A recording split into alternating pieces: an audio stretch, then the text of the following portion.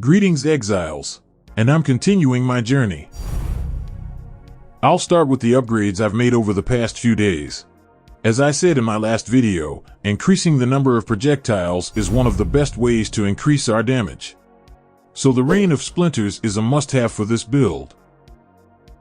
And the only way to get it on SSF is by corrupting Crimson Jewels.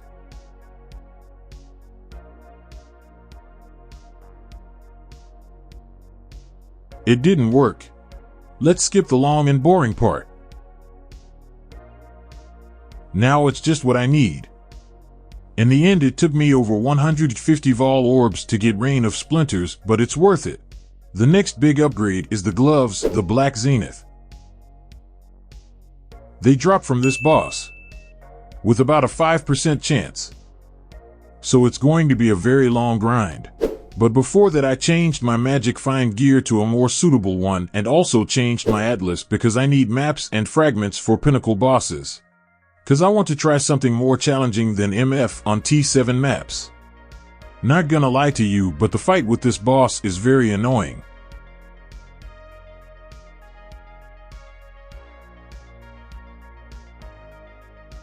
Wrong gloves.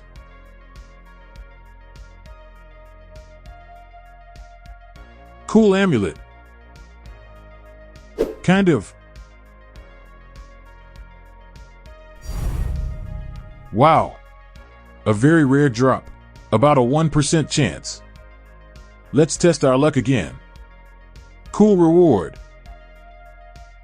Minus 4,500 harvest juice. Thanks, GGG. Finally.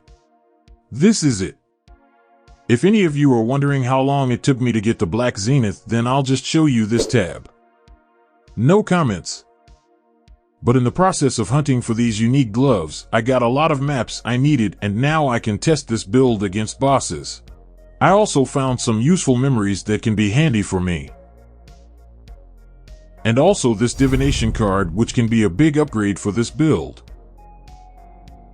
Never mind. Scam again.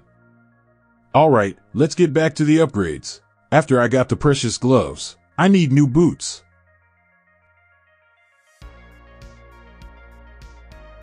Pretty simple craft.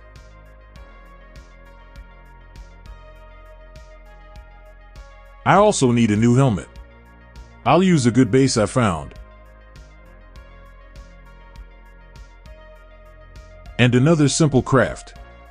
Life and spell suppression is all I need. Lucky Exalted Slam. And I ended up with a pretty good helmet. Well, the new build is ready. Let's test it now. I'll start with mapping. With the new gloves, you will immediately feel the difference in damage because it is the best in slot item for this build. However, with the Black Zenith, there is one important thing you need to know. Namely, that they add cooldown to Avenging Flame. Without them, Avenging Flame is activated every time our totems were attacked, but not more than once per second, and with the new gloves, cooldown increases to 5 seconds. And at first glance it sounds very bad, but don't get upset. First of all, you won't even notice it on the maps, because all monsters die after the first volley and you are constantly summoning new totems. And in boss battles, you just need to summon new totems after the Avenging Flame has activated so you can avoid the drawback of increased cooldown. The result is relatively active gameplay, which is different from classic totems, where you place your totems then run around the boss while your totems do all the dirty work for you. Speaking of boss battles, let's now see what this build can do against serious enemies. King in the Mists. My first victim. Because I need the last charm slot.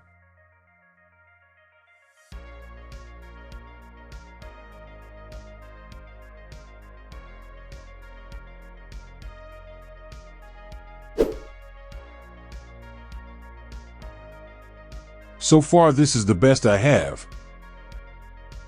Conquerors.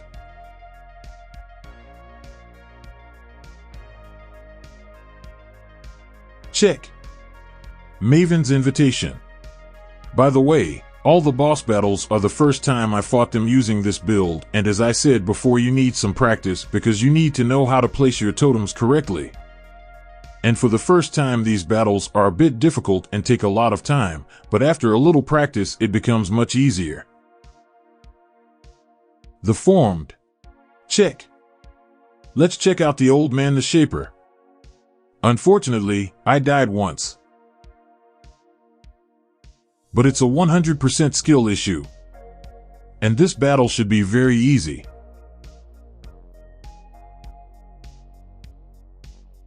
And one more time. Nice. A very useful flask for us. The Shaper was checked. What about Cyrus?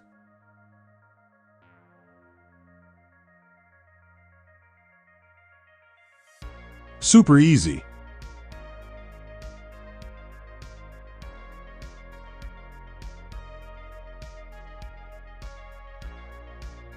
Check. Now Cortex time. Ouch. Where'd he go? Check. Now let's try to get our last Void Stones. Start with the Maven. Also a fairly easy battle, but you'll need a little practice to know how to properly place your totems. For example, when Maven uses the ability to Cascade of Pain, place your totems in front of you. This way we can activate our Avenging Flame very easily and deal a lot of damage. I will show you this battle in full so that you can understand what this build is all about.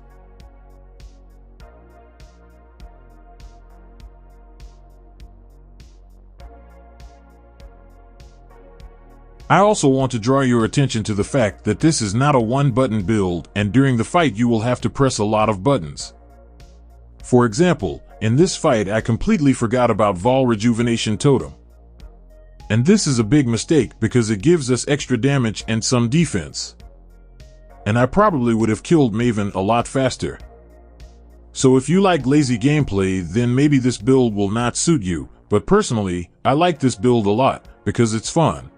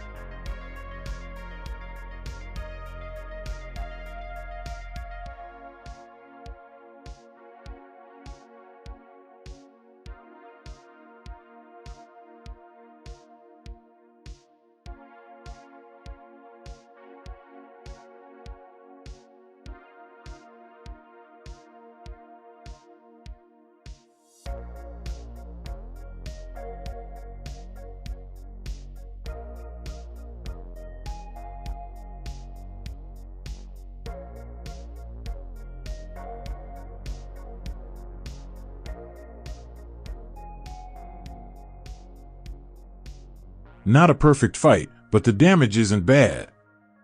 Also, I don't die from every Maven sneeze.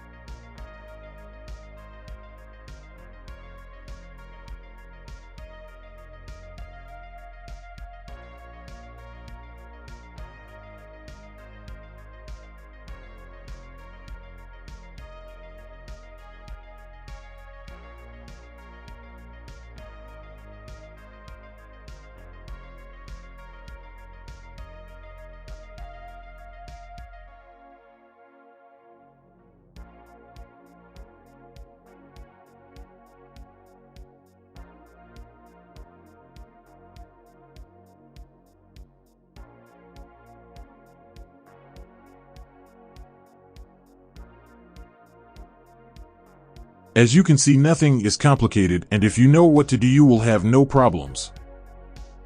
And one more time.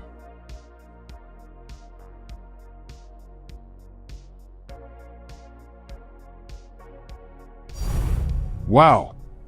Nice. Not the best, but better than nothing. So far I had no problems with the bosses, but with the Elder there are some nuances. The first part is nothing difficult. But here is the last phase. Personally, I did not understand how to make our totems attack the Elder. Maybe there's some kind of trick.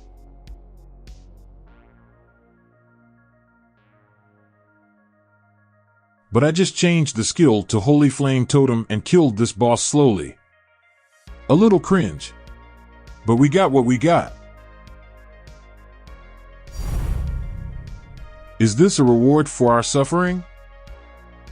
Nope. And one more time.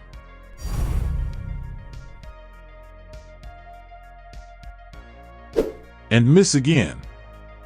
Speaking of which, we're also having a little trouble with the Drox, but again, nothing too critical. It's just that the battle lasts a little longer than usual.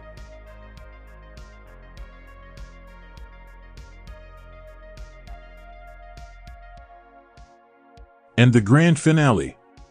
Uber Elder. Quite a sweaty battle.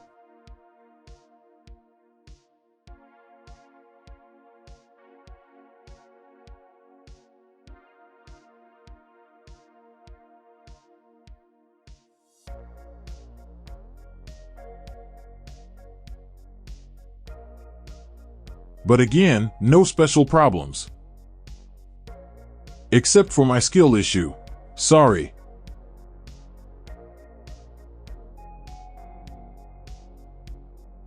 But the last Void Stone is mine. As you could see for yourself now, the current build is pretty good for almost all non-Uber content in the game. I also want to say a few words about our defense. We have a relatively good defense. It is certainly not an Uber tank that allows you to be AFK, but it forgives many of your mistakes that makes this build quite comfortable. And as I think I got a good balance between damage and defense, especially in the realities of solo self-found league. But this is not the end of my journey, and I have something more interesting for you, but it will be in the third part of this series. Thank you all for watching, commenting, and giving me advice. I appreciate it. Also, I will be very grateful for your likes, subscriptions, and comments. And if you have any questions, join my Discord channel. The link you will find in the description of this video. Bye everyone, and see you in new videos.